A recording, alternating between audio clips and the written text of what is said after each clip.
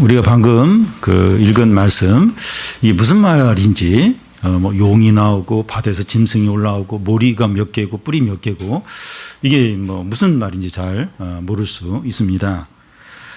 성경이 왜 이렇게 이제 어려운가, 좀 쉽게 이렇게 좀 쓰면 안 되나 하는 생각이 들 수 있습니다. 그런데 요한계시록에 나오는 여러 가지 표현들은 우리가 하나님의 말씀을 좀 더 잘 이해하도록 하기 위해서 이런 표현들을 이제 쓰고 있습니다. 보이지 않는 영적인 존재들을 이제 그림과 동영상으로 보여주면서 잘 이해하도록, 깨닫도록 하기 위해서입니다. 이 오늘 요한계시록 말씀은 교회와 이제 기독교인들을 핍박하는 그 뒤에 있는 어떤 악한 영이 있는데 그 영들에 대한 악한 세력에 대한 말씀입니다. 그러니까 이 교회와 성도들이 여러 가지 어려움을 겪어요. 막 유혹을 받고. 근데 그 뒤에 이제 어떤 악한 영이 있다는 거예요. 뒤에 그 악한 영에 대한, 악한 세력에 대한 말씀입니다. 우리는 그 일곱인 재앙을 살펴보았고 이어서 일곱 나팔 재앙을 살펴보고 있습니다. 일곱 나팔 재앙 중에서 그 일곱 번째 재앙은 여자와 용 그리고 두 짐승에 대한 것을 다룹니다. 여기서 여자는 이제 교회를 상징하고 용은 이제 사단을 가리키는데 용이 여자를 없애려고 하다가 실패합니다. 그래서 그 12장 그 마지막 절에 보면 용이 그 여자에 대해서 분을 내며 여자의 남은 자손 곧 하나님의 계명을 지키는 자들과 싸우려고 내려갔다고 되어 있습니다. 링 위에 대결하려고 하는 두 선수가 서 있는 것처럼 용과 이 성도들하고 싸우려고 딱 이렇게 마주 서 있는 이제 그런 장면이 이제 있었습니다. 용이 그 바다 모래 위에 서 있는데 그 어떤 일이 이제 일어나고 있는가 하면 바다에서 한 짐승이 이제 올라오고 조금 있다가 땅에서 한 짐승이 올라옵니다. 이것이 이 시간과 이제 다음 주에 살펴볼 그런 이제 내용입니다. 용과 두 짐승에 대한 것인데 용과 두 짐승은 이 마치 그 기독교의 삼위일체처럼 이제 활동합니다. 용이 이제 우두머리 사단이라면 이제 바다에서 올라온 짐승은 적그리스도, 또 땅에서 올라온 짐승은 그 어떤 거짓 선지자 이제 그런 역할을 합니다. 그러면서 서로 막 권세를 줘요. 서로 막 격려를 이제 합니다. 그러니까 용은 사단, 그리고 바다에서 올라온 그 짐승은 그 적그리스도, 또 땅에서 올라온 짐승은 거짓 선지자. 셋이 막 격려를 해요. 권세도 주고 힘도 주고 그러면서 이제 막 이 악한 일을, 하나님을 대적하는 일을 이제 합니다. 어떤 탈북자가 이제 교회 와서 이제 간증을 하면서 이 북한의 주체 사상에서 이제 김일성, 김정일, 이제 김정은 이 자리에 성부, 성자, 성령을 넣으면 이 기독교 교리가 될 정도로 이 김 씨의 이제 우상 숭배, 이게 기독교 교리와 너무나도 이제 유사하다는 겁니다.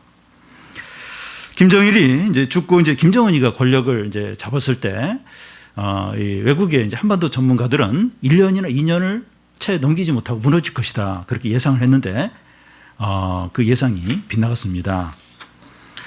이 김정일, 김일성, 김정일, 이제 김정은 이 세 그 부자의 이 우상화 작업이 성공을 거두고 있습니다. 그러니까 이 주체 사상이 그 세계 10대 종교 중에 하나예요. 이제 그 성도 수가 2천만 명인 거예요. 북한 주민이 다 주체 사상 신도로 이제 그러니까 그게 이제 성공을 이제 하는 겁니다. 사단이 이제 삼일체 체제를 갖추고 있다고 하는 것은 그 사단의 세력이 엉성한 게 아니라 견고하고 막강하다는 겁니다. 무시를 하면 안 돼요. 우리는 예수님 믿으니까 사단이 끔짝 못하겠지. 끔짝 못하지 않고 굉장히 완강하게 싸웁니다. 굉장히 강해요. 굉장히 지혜롭습니다. 체계를 갖추고 있어요. 또 삼위일체처럼 그런 체계를 갖추고 이 하나님을 대적합니다. 견고하고 막강한 사단이 교회와 이제 성도들과 싸우려고 모래사장에서 딱 마주 서 있는 거예요. 맞짱 뜨려고 엄청나게 강하고 지혜로운 사단과 이 교회와 이 성도들과 이제 대결을 이제 하게 되는 겁니다. 첫 번째로 이 사단을 돕기 위해서 바다에서 올라온 짐승의 모습입니다. 1절, 2절을 보면 내가 보니 바다에서 한 짐승이 나오는데 뿔이 열이요 머리가 일곱이라 그 뿔에는 열 왕관이 있고 그 머리들에는 신성모독하는 이름들이 있더라. 내가 본 짐승은 표범과 비슷하고 그 발은 곰의 발 같고 그 입은 사자의 입 같은데 용이 자기의 능력과 보좌와 큰 권세를 그에게 주었더라.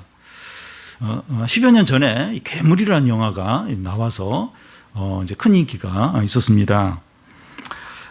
미군 부대에서 클로로폼 같은 화학 그 약품을 한강에 하수구에 막 흘려보내서 한강까지 흘려왔는데 그 화학 약품이 이제 그 화학 약품을 먹은 생물이 이제 괴물로 이제 이렇게 막 돌연변이 일어나서 괴물이 된 겁니다. 그래서 한강에 산책하는 사람을 괴물이 한 번씩 나타나서 잡아가는 이제 그런 영화입니다. 그 영화에 등장하는 괴물은 너무나 크고 강하고 무섭게 생긴 그런 모습이었습니다. 요한이 본 것은 바다에서 한 짐승이 올라오는 겁니다. 여기서 바다는 하나님을 대적하는 세상을 가리킵니다. 그 짐승의 모습이 나오는데 뿔이 여리고 머리가 일곱이라는 겁니다. 이 뿔은 능력을 말하는데 이 뿔이 열이라고 하는 것은 능력이 대단한 거예요. 굉장히 강력한 것을 이제 가리킵니다. 머리는 지혜를 말하는데 머리가 일곱이라고 하는 것은 굉장히 지혜로운, 굉장히 머리가 좋은 것을 이제 의미합니다. 사람들 중에서도 이 똑똑한 사람을 가리킬 때 저 사람은 머리가 하나 더 있다. 이제 그런 표현을 이제 씁니다. 너무 머리가 좋은 거예요. 도저히 이제 보통 사람은 생각하지 못할 걸 이제 다 생각해내고 어떤 일을 추진하는 걸 보면서 저 사람 머리가 두 개다. 이제 이런 말을 합니다. 그런데 이 짐승은 머리가 일곱이나 되니까 너무나도 지혜로운 겁니다. 너무나도 생각이 지혜롭고 너무나도 막 이 머리가 잘 돌아가는 겁니다. 짐승의 이런 모습은 그 12장 3절 중간에 나오는 그 붉은 용의 모습과 비슷합니다. 그래서 짐승은 사단을 가리킨다고 할 수 있습니다. 이 붉은 용이 사단을 가리키는데 이 짐승도 사단을 가리키는 걸로 이제 볼 수 있습니다. 바다에서 올라온 짐승의 모습에 대한 설명이 더 있는데 그 2절에 보면 이 표범과 비슷하고 그 발이 곰과 같고 그 입이 사자와 같다고 이제 말합니다. 표범은 가장 빠른 짐승을 이제 가리키고 곰은 가장 힘이 세고 사자는 가장 사나운 것을 대표합니다. 바다에서 올라온 짐승이 그렇다는 거예요. 가장 빠르고 가장 힘이 세고 가장 이제 사나운 이제 그런 존재라는 겁니다. 바다에서 올라온 짐승 곧 사단이 이제 이런 모습은 사단이 어떤 존재인가 하는 것을 보여줍니다. 사단은 굉장히 강해요. 또 힘이 세고 빠르면서 또 그러면서 지혜롭기까지 하다는 겁니다. 지혜로운 것과 힘이 센 것은 서로 이제 반대되는 것으로 이제 여겨집니다. 힘이 세면 머리가 나쁘고 머리가 좋으면 힘이 이제 약합니다. 이제 이 청소년들도 운동을 잘하면 공부를 못하고 공부를 잘하면 운동을 못하는 이런 경향이 이제 있습니다. 근데 사단은 두 가지를 다 가진 존재예요. 그러니까 강한 겁니다. 힘도 세면서 머리도 너무나 좋은 겁니다. 이런 사람은 이겨낼 수가 없어요. 조폭 이제 두목 같은 경우 힘은 세고 싸움은 잘하는데 머리가 나빠요.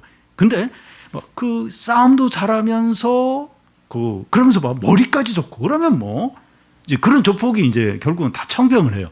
다 이렇게 평정을 해서 이제 대장이 되죠. 굉장히 이제 강한 이제 존재죠. 교회와 성도들과 싸우려고 버티고 서 있는 상대가 이렇게 강합니다. 이 골리앗을 이제 생각할 수 있는데 골리앗과 같은 큰 힘에 지혜롭기까지 한 것입니다. 우리를 매일 공격하고 넘어뜨리려고 하고 유혹하는 사단이 이런 존재입니다. 우리가 어떻게 이런 사단을 이길 수가 있습니까? 어떻게 이런 사람과 상대할 수 있겠습니까? 우리가 어떻게 해서든지 뭐 칼로 이제 짐승의 이제 뿔을 이제 두세 개를 이제 뱄어요. 그래도 이 뿔이 아직 많이 남아 있고 또 우리 어떻게 해가지고 머리를 몇 개를 뱄어요. 그래도 머리가 아직 많이 남아 있는 거예요. 뭐 두 개를 이제 뱄어도 뭐 여러 개, 뭐 6개, 7개가 아직 남아 있는 겁니다. 여러분, 우리가 이 한두 번 사단과 싸움에서 이겼다고 해서 싸움이 끝난 것이 아닙니다.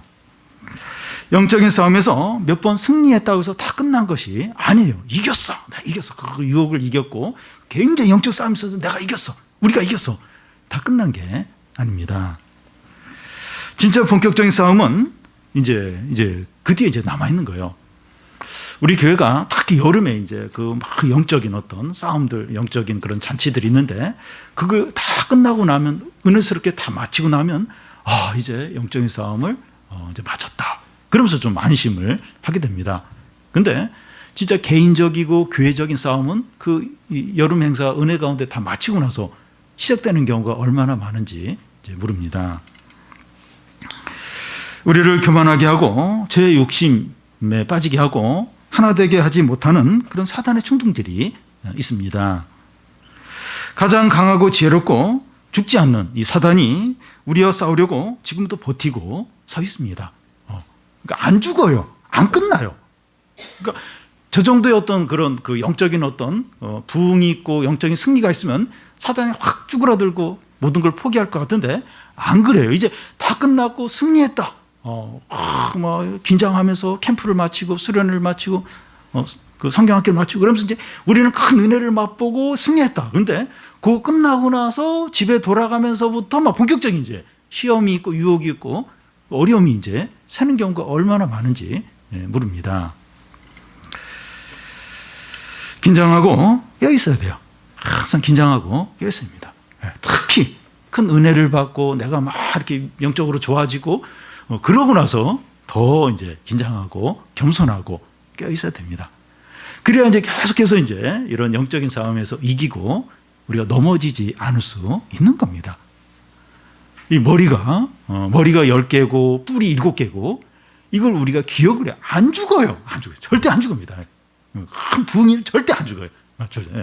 계속해서 유혹하고 우리를 낙심하게 만들고 우리를 불안하게 만들고 막 계속해서 이제 그런, 그래서 항상 긴장하고 깨어있고 겸손하게 끝까지 가야 됩니다.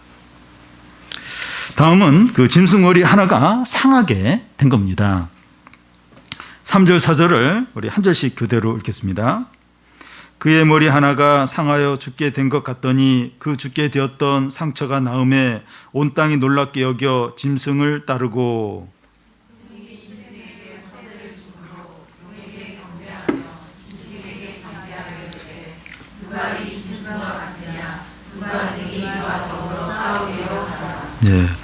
그의 머리 하나가 상하여 죽게 된 것 같았는데 그 상처가 나았다. 이게 이제 무슨 뜻인가? 여러 가지 이제 이렇게 어떤 해석들이 있는데 두 가지만 생각을 해보면, 하나는 이 노마 황제 네로를 가리킨다고 이제 보는 겁니다. 노마의 네로 황제가 이상한 행동과 무리를 일으키니까 언론에서 좀 이렇게 잘라야겠다, 이제 황제에서 폐위시켜야겠다, 이런 결정을 이제 이렇게 내리게 됩니다. 그러자 네로가 스스로 목숨을 끊게 됩니다. 그런데 네로가 죽은 후에 어떤 소문이 이제 돌았는가 하면, 죽은 네로가 다시 살아나서 노마 그 위쪽에 그 아주 기마병으로 유명한 그 팔티아라라는 나라가 있는데 그 네로가 다시 살아나가지고 그 기마병, 그 나라의 군대를 이끌고 노마를 침공할 것이다, 이런 소문들이 퍼졌습니다. 그래서 막 노마 그 백성들이 막 그거 가지고 이제 두려워하고 원로원 사람들도 두려워했습니다. 그런데 네로의 환생설이 지금 이 말씀을 가리키는 건 아닙니다. 다른 하나의 주장이 더 설득력 있는데, 여기서 이제 바다에서 올라온 짐승이 세상 권력을 가리킨다는 겁니다. 그 당시 세상 권력의 대표적인 게 로마입니다. 특히 이제 노마의 왕, 노마의 이제 카이사. 이 카이사는 이제 암살 당하기 전에 이제 자기 후계자로 18살밖에 안 돼 있는 오타비아누스를 자기 후계자로 임명합니다. 이 카이사가 이제 그 암살을 당해요. 당하고 나서 이제 오타비아누스가 이제 그의 후계자로 이제 이렇게 그 자리에 이제 앉게 되는데, 이 옥타비아누스의 그 아주 경쟁자가 누군가 하면 안토니우스예요. 근데 이 옥타비아누스와 안토니우스가 전쟁을 해서 이제 옥타비아누스가 이깁니다. 그러면서 이제 노마의 왕이 이제 당당하게 이제 되게 됩니다. 이 옥타비아누스는 지혜롭게 정치를 잘해서 이제 왕 정도가 아니라 노마 역사상 처음으로 황제라는 칭호를 이제 받습니다. 옥타비아누스가 황제로 다스릴 때 그 당시 이제 노마가 팍스 노마나라고 해서 이 노마로 인해서 세계에 이제 평화가 왔다 이런 어떤 말이 나돌 정도로 온 세계에 이제 평화가 이제 임하게 됩니다. 노마를 상대할 나라가 세상에 없었던 거예요. 그래서 이 카이사가 죽고 위기에 있었는데 옥타비아누스가 이제 노마 황제가 되는 이게 앞에서 얘기한 이제 머리 하나가 상했다가 다시 이제 이렇게 살아나는 그걸 이제 가리킨다고 이제 볼 수 있습니다. 이 3절 끝에 나와 있는 것처럼 온 땅이 놀랍게 여겨 짐승을 따랐다고 했는데 이 노마 시민들과 주변 국가들이 이 옥타비아누스에 대해서 열광을 하면서 따르는 겁니다. 사람들은 그를 평화의 구세주라고 하면서 이 거룩하고 존엄한 황제로 받들었어요. 그래서 이 옥타비아누스 황제에 대해서 주라고 하고 그 신이라고 불렀습니다. 그래서 크리스찬들이 그 당시 이제 이 옥타비아누스 이 황제를 주라고 부르냐, 아니면 그리스도를 주라고 부르냐, 이제 그런 이제 어떤 시험을 받고 이제 이 노마 황제를 신으로 섬기도록 그렇게 이제 압력을 이제 받게 되죠. 그래서 이제 그리스도인들 빼고 모든 그 노마에 속한 사람들은 이 노마 황제를 이제 신으로 이제 경배를 하고 이제 섬기게 됩니다. 이 4절에 나와 있는 것이 노마와 이제 노마 황제들의 그대로 이제 이루어지고 있습니다. 용이 짐승에게 권세를 주므로 이제 짐승에게 이제 경배를 하는 거예요. 이제 어떤 경배를 하는가 하면 누가 이 짐승과 같으냐, 누가 능히 이와 더불어 싸우리요. 이제 이렇게 이제 말을 하는 거예요. 근데 요 말 여기에서 이제 그 용이나 이제 짐승 대신에 그 여호와나 그 예수 그리스도를 넣으면 우리가 많이 듣던 그런 이제 말씀이 이제 말씀으로 이제 여겨집니다. 누가 이 여호와와 같으냐, 누가 능히 그리스도와 더불어 싸우리요. 우리가 이런 말을 좀 듣게 되는데 지금 이제 그 노마 황제에 대해서 이렇게 하나님께 쓸 수 있는 이런 어떤 말들을 이제 쓰면서 숭배를 했던 겁니다. 누가 이 짐승과 싸우리요? 누가 이 짐승과 대적하리요?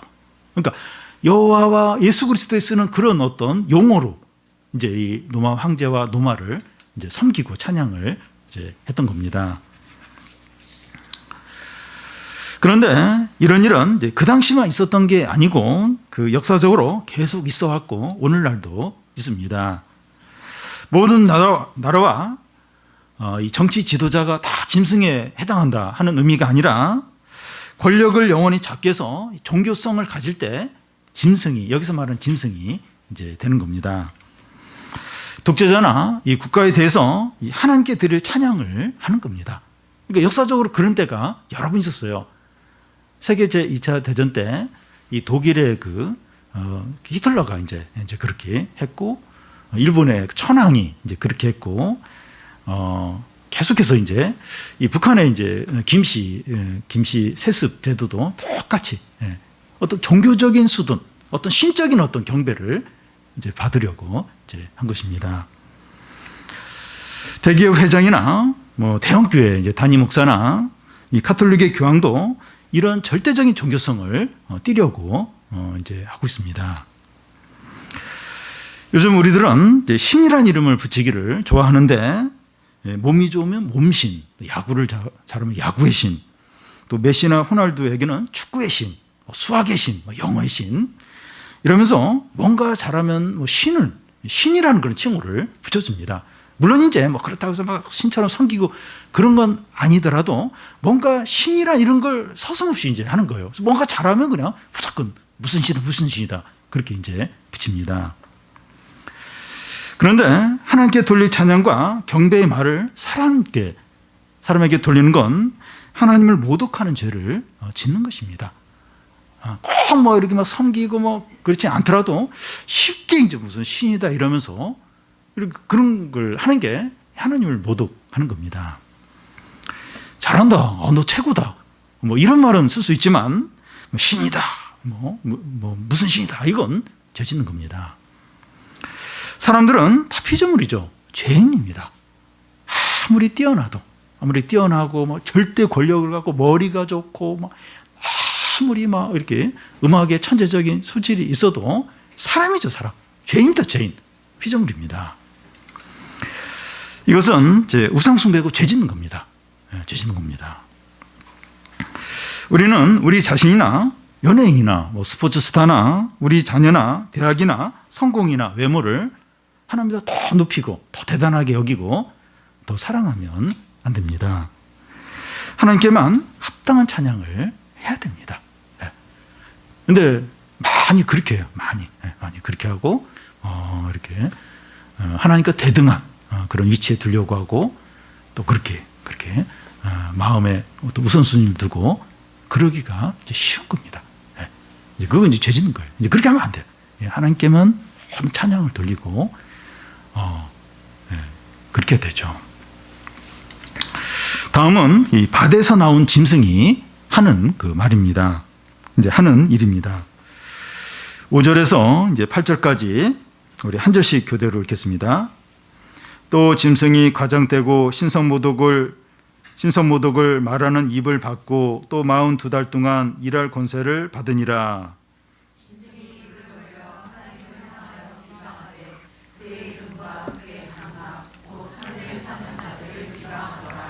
또 권세를 받아 성도들과 싸워 이기게 되고 각 족속과 방언과 백성과 나라를 다스리는 권세를 받으니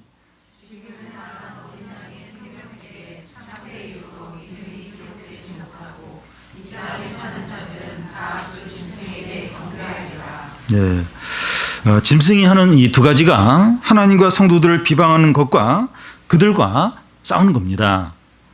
여기서 이 성도들을 비방한다고 하는데 6절 끝에 보면 이 성도를 하늘에 사는 자라고 말하고 있습니다. 하늘에 사는 자는 이미 구원받아서 하늘에 있는 성도들을 이제 가리키는 말이 아닙니다. 왜냐하면 이미 구원받아서 하늘에 있는 성도들을 사단이 비방할 수는 이제 없기 때문입니다. 그러므로 이 하늘에 사는 자들이 누구를 가리키는가 하면 이 땅에 사는 성도들을 이제 가리킵니다. 성도들이 이 세상에 살고 있지만 하늘에 사는 자들이라는 거예요. 그러니까 지금 성도들을 가리키는데 하늘에 사는 자들이라고 그렇게 말하고 있습니다. 이건 우리의 시민권이 하늘에 있는 것을 의미하고 그 에베소서 2장에 보면 이 하나님의 보좌 우편에 앉은 자들이라는 겁니다. 그러니까 성도들을 가리키는데 하늘에 사는 자들이라고 이야기하는 거예요. 시민권이 하늘에 있고 천국에 있고 또 하늘 보좌 우편에 앉은 자들이기 때문입니다. 우리가 이제 그런 자들이기 때문에 하늘에 사는 자들이다 이렇게 이제 부르고 있습니다. 우리가 이 돌아가야 할 고향은 뭐 광주거나 부산이거나 청주가 아니라 하늘이고 우리의 자리는 뭐 과장이나 사장이나 또 1%나 뭐 20% 이게 아니고 이 하늘에 이 하나님 보좌 우편이 우리의 자리입니다. 현재 우리의 진정한 자리가 이렇다는 거예요. 그러니까 우리가 사회적인 어떤 신분이 있어요. 사회적인 자리가 다 있어요. 근데 그 자리가 우리의 진정한 자리가 아니라 이 하늘, 이 하나님 보좌 우편. 우리가 돌아가야 할 고향이 다 있어요. 있는데 거기가 아니라 이 천국, 이 하늘나라가 우리의 고향이고 우리의 자리는 하나님 보좌 우편, 거기가 우리의 자리라는 겁니다. 현재 우리가 다 무슨 자리가 있어요. 지위가 있습니다. 근데 그게 우리의 진정한 자리가 아니라 자꾸 바뀌어요. 우리의 진정한 자리는 하늘에 있다는 겁니다. 그래서 우리가 이 땅에서 사는 것은 본향을 향해서 나아가는 나그네의 삶입니다. 그러므로 우리는 이 세상의 것들을 진정한 목적으로 삼지 않습니다. 열심히 공부도 하고 열심히 돈도 벌고 열심히 사업도 하는데 그게 우리의 진정한 목적은 아니에요. 우리는 성실하게 최선을 다해야 돼요. 근데 그게 우리의 진정한 목표는 아닙니다. 우리는 하늘에 속한 자들이기 때문입니다. 하늘에 사는 자들이 하늘에 사는. 이게 나그네. 지금 우리의 삶은 나그네인 겁니다. 전에 그 유명한 그 중국의 위 형제가 하늘에 속한 사람들 이런 책을 써서 아주 그 베스트셀러가 됐는데 우리는 그런 자들이죠. 하늘에 속한 사람들입니다. 이 땅에서 뭐 이렇게 경제적으로 어렵기도 하고 질병으로 고생하기도 하고 사업이 많이 어렵고 또 이렇게 많이 힘들 수 있지만 낙심하지 않는 거예요. 그걸로 막 절망하지 않는 겁니다. 왜냐하면 하늘에 속한 자들이고 여기서는 나그네의 삶을 사는 거기 때문에 지금 현재 삶으로 너무 낙심하고 거기 막 두려워하고 거기 눌려 있고 그렇게 하지 않는다는 겁니다. 짐승은 이 믿는 자들을 비방하는 것으로 그치는 것이 아니라 싸웁니다. 짐승과 믿는 자들이 싸우면 어떻게 될까요? 게임이 안 되죠. 싸움이 안 됩니다. 다윗이 골리앗을 자기 힘으로 이길 수 없는 것과 같습니다. 힘으로 안 되죠. 뿔이 10개이고 머리가 7이고 표범과 곰과 사자 같은 이 짐승을 믿는 자들이 이기는 것은 불가능합니다.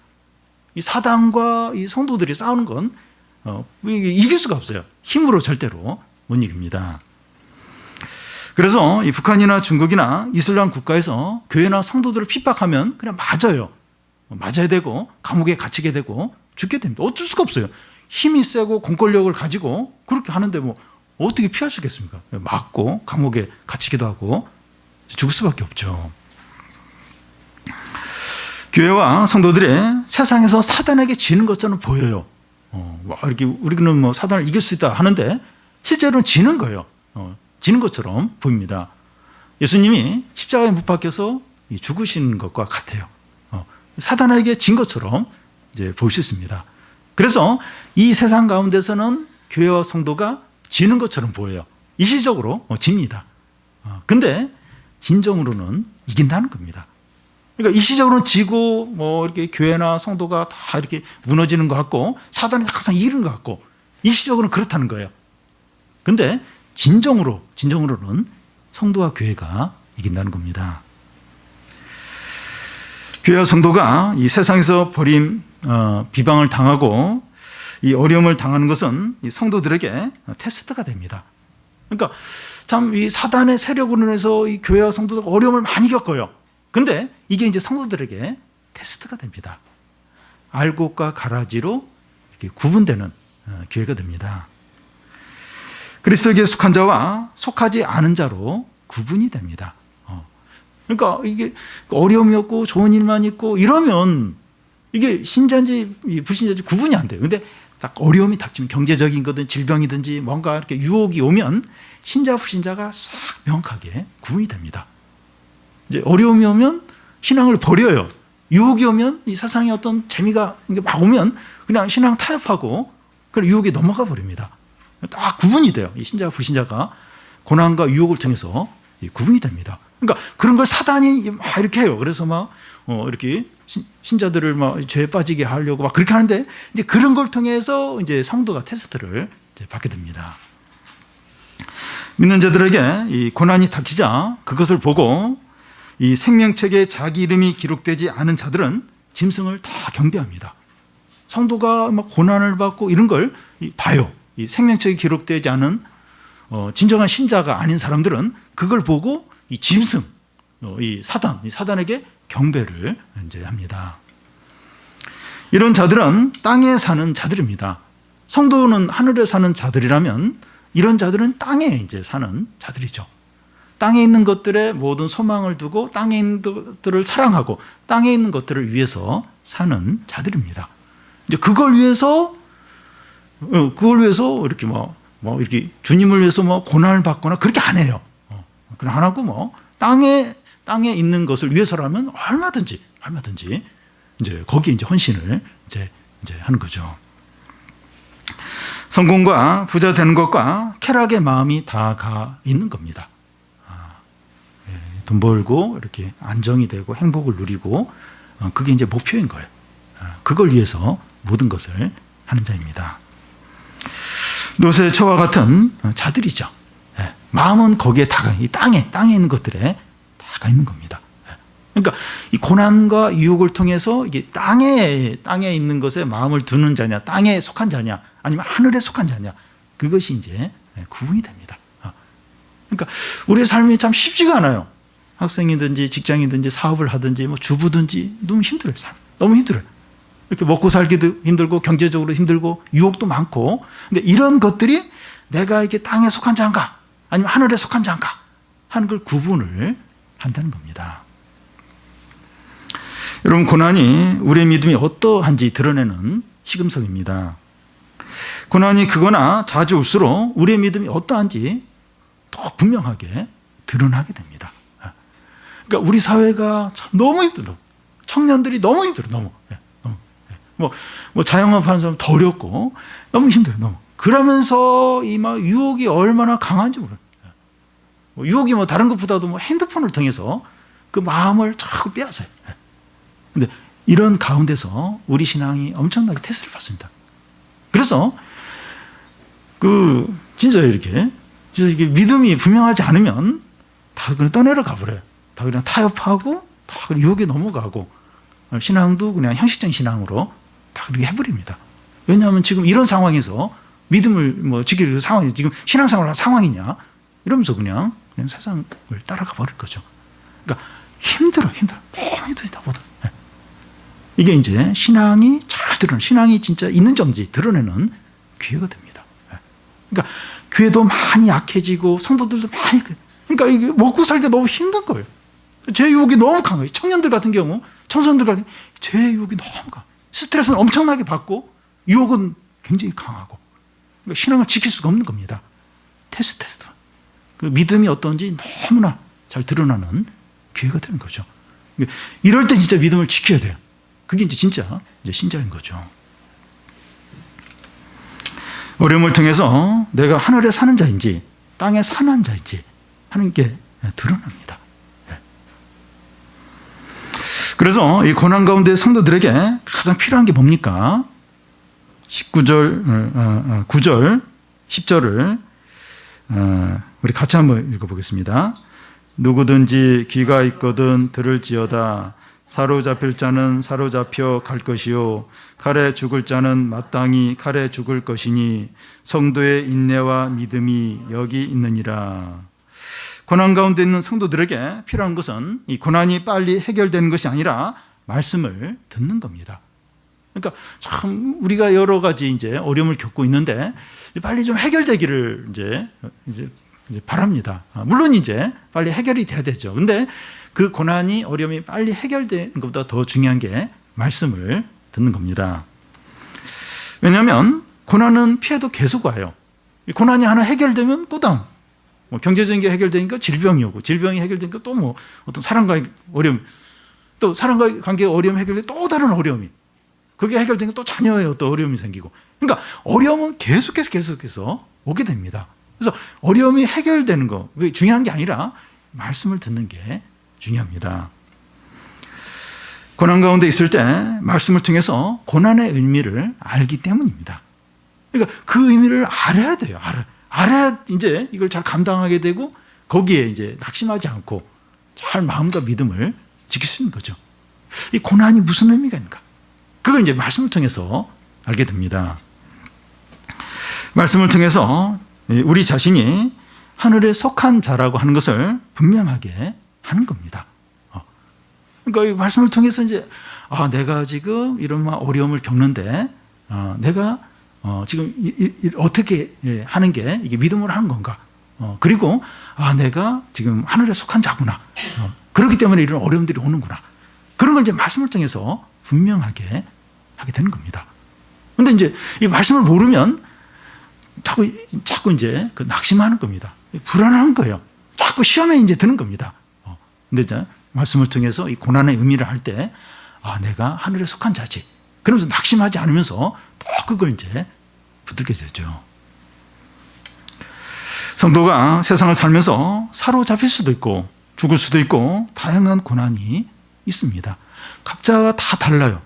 다 이거 비교할 필요가 없어요. 누구는 더 어려움, 누구는 더 좀 작은 어려움.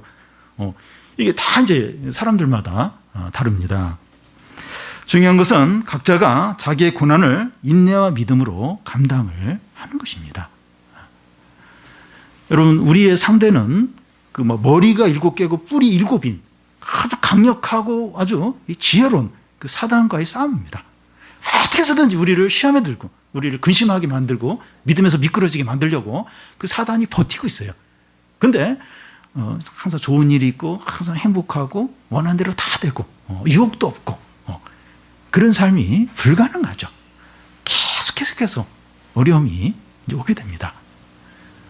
인내하고 믿음으로 감당을 해야 됩니다. 그래서 왜 이렇게 좀 이렇게 원하는 대로 안 될까?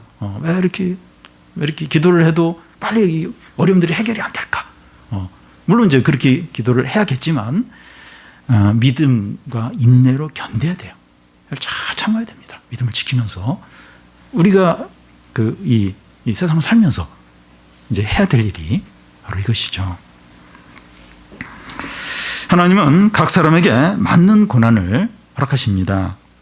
감당하지 못할 이 고난이라면 피할 길을 주세요. 우리에게 이제 어떤 고난이 왔다면 하나님이 감당할 고난이기 때문에 주신 겁니다. 만약에 감당하지 못할 고난이라면 안 주세요. 그래서 두려워하지 말라는 겁니다. 그러니까 계속해서 어려움들이 와요. 고난이 와요. 근데 하나님이 지금 너에게는 이게 힘들겠지만 감당할 수 있겠다. 그래서 이제 어려움들을 주십니다. 그래서 두려워하지 않아요. 두려워하지 말고 인내하고 믿음으로 감당을 이제 하는 겁니다. 여러분, 아주 강하고 지혜로운 사단이 우리와 싸우려고 항상 준비하고 있다는 것을 기억을 해야 됩니다. 그러니까 이해가 안 돼요. 이해가.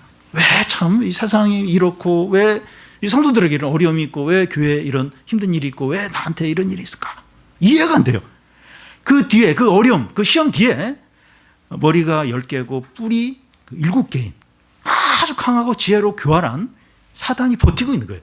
지금 성도들과 이 교회와 싸우려고 모래사장 위에서 딱 서서 이제 맞짱 뜨려고 이제 그러고 있다는 거예요. 그걸 기억을 해야 됩니다. 사람들과 상황과 우리 어려움만, 우리 자신만 보면 자꾸 낙심이 돼요. 왜 이럴까? 왜 그런가 하면 그 뒤에 그 머리가 10개고 뿔이 7개인 그 사단이 버티고 우리와 싸우려고 하기 때문인 거죠. 영적인 싸움이 이번 가을에도 있을 겁니다. 이미 시작이 됐어요. 시작이. 우리가 지금 그 싸움을 영적인 싸움을 싸우고 있습니다. 우리는 하늘에 사는 자라는 것을 결코 잊지 않아야 됩니다. 우리는 하늘에 사는 자, 이 땅에 살지만 하늘에 사는 자들이에요. 우리 고향은 거기에요. 그리고 우리의 자리는 하나님 보좌 우편에 있습니다. 우리의 자리가 거기입니다. 계속 말씀을 듣고 읽으면서 이것을 분명히 하는 겁니다. 왜 우리가 이렇게 계속 말씀을 읽어야 되는가? 왜 예배를 우리가 계속 잘 드려야 되는가? 이게 분명해져요. 이게 분명해집니다. 근데 이렇게 말씀을 듣지 않으면 자꾸 이렇게 이 땅에 있는 것만 보이고 자신의 어떤 부족한 것만 보이고 자꾸 열등감과 두려움 가운데 자꾸 빠지게 되죠. 그러면 이것이 분명하면 모든 어려움과 영적인 싸움에서 이길 수 있는 능력과 믿음과 인내가 생기게 됩니다. 자꾸 이제 인내가 생겨요. 용기가 생겨요. 믿음이 생기게 됩니다. 이번 가을에도 말씀과 함께 영적으로 승리를 하는 여러 어려움들, 시험들 다 이기는 우리 성도들이 되시기를 바랍니다.